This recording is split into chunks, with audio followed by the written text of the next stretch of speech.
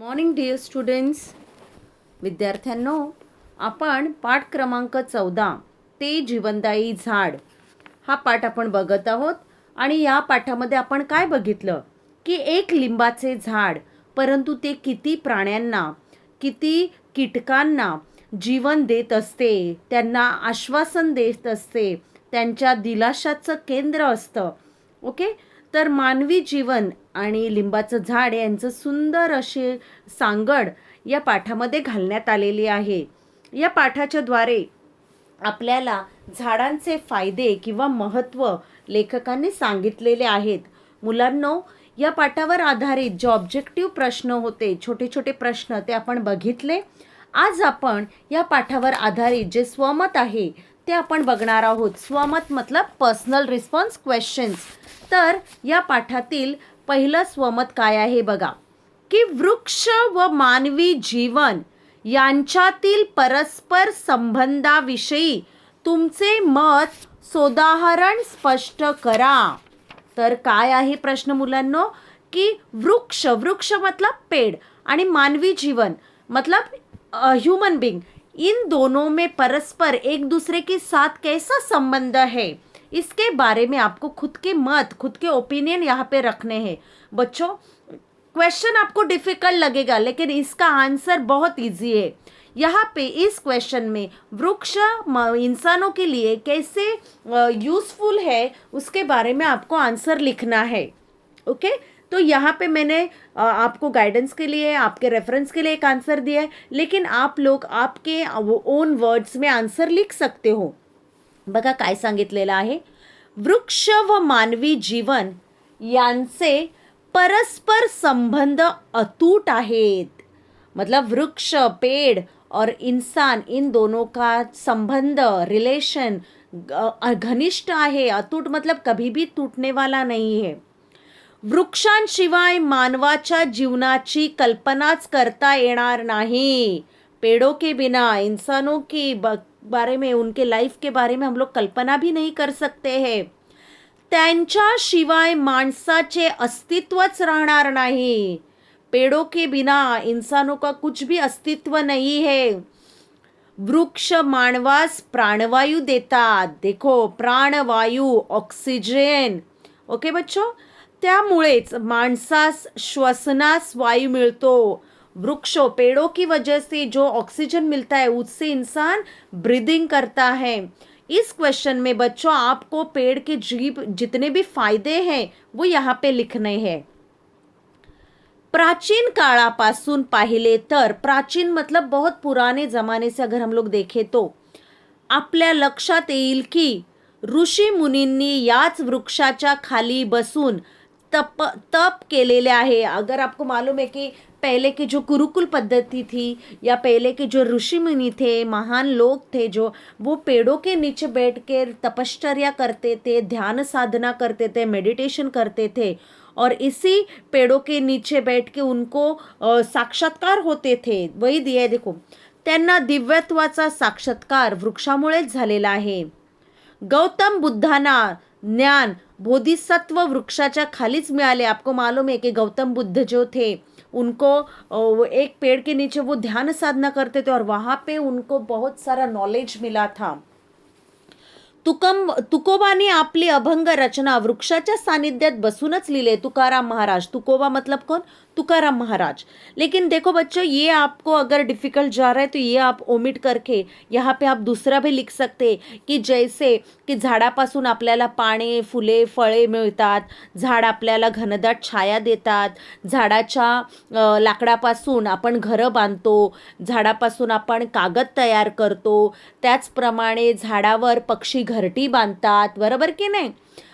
फलझाडे व फुलझाडे यामुळे परिसराला शोभा येते. काही औषधी वनस्पती असतात, त्यापासून आपल्याला औषधं मिळतात. झाड आणि झाडामुळे पाऊस पडतो. वृक्षाचा प्रत्येक अवयव हा मानवासाठी उपयोगी आहे. देखो बच्चों, ये नीचे की लाइन जो है इस आंसर की थोड़े डिफिकल्ट है.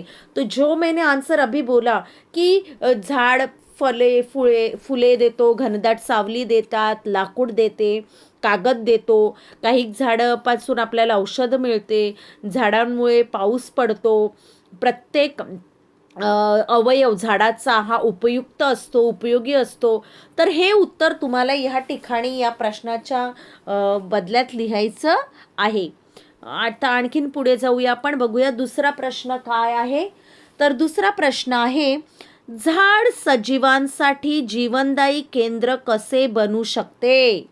हे विधान पठवून द्या. देखो कि एक पेड़ जो सजीव है, लिविंग थिंग्स है, उनके लिए वो जीवन देने वाला केंद्र, सेंटर कैसे है, ये विधान एक्सप्लेन करो, या आपको वो हे विधान आपल्याला पटवून द्यायचं आहे. ओके, आता बघा की झाडे सजीवांना चैतन्य देतात.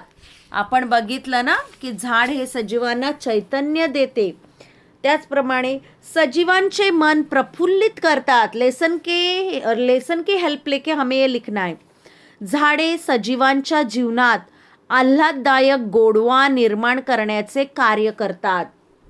या झाडांचा पर्यावरणातील अनेक कीटक, पक्षी, माणसं व इतर प्राणी आश्रय घेतात. आपल्याला माहीत आहे की त्या झाडाकडे, लिंबाच्या झाडाकडे कीटक आले, पक्षी आले, माणसं आले, प्राणी आले. असंख्य पशु, पक्षी, साप, खारी, अनेक प्रकारचे कीटक व गोगलगाईसाठी झाड वरदान ठरतात. या सर्वांच्या विसाव्याचे केंद्र झाडच असतात. झाडांभोवती रंगीबेरंगी फुलपाखरे उडताना दिसतात. जणू झाडांना पाहूनच ती नर्तन करत आहेत असे वाटते.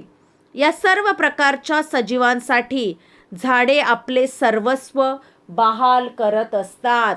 आता बघा मुलांनो की ये जो क्वेश्चन है, ये क्वेश्चन हमें लेसन से रिलेटेड जो इन्फॉर्मेशन है उसके आधारे लिखना है की झाड एक आहे, परंतु त्या झाडाकडे अनेक सजीव आकर्षित होतात.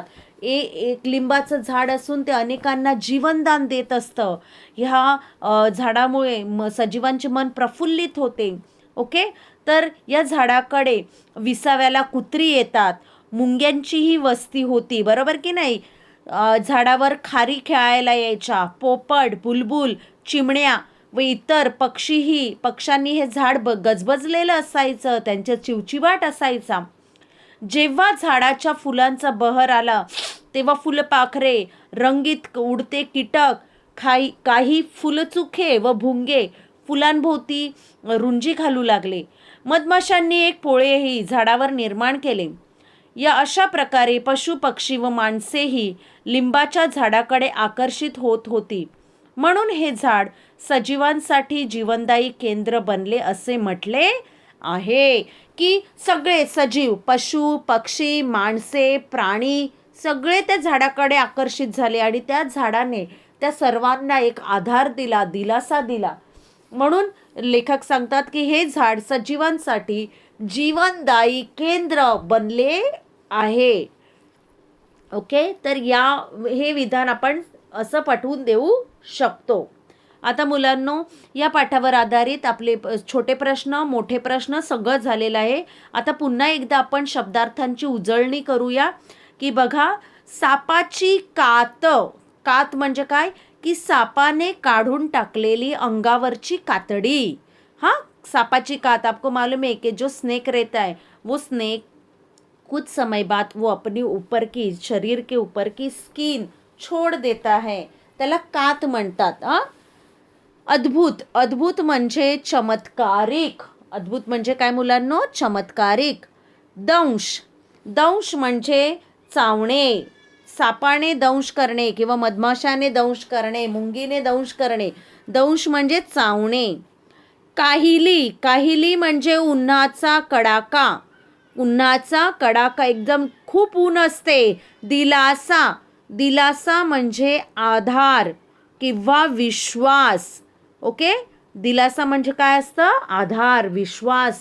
ते झाड दिलाशाचं ठिकाण होतं, म्हणजे विश्वासाचं ठिकाण होतं. त्या झाडामुळे अनेकांना आधार मिळालेला होता. ओके, आणखीन पुढे जाऊया आपण. बघा, परसदार म्हणजे घराच्या मागची बाजू, बॅकयार्ड जिसे हम बोलते बच्चों, की घराची मागची बाजू, ओके, मागचे अंगण.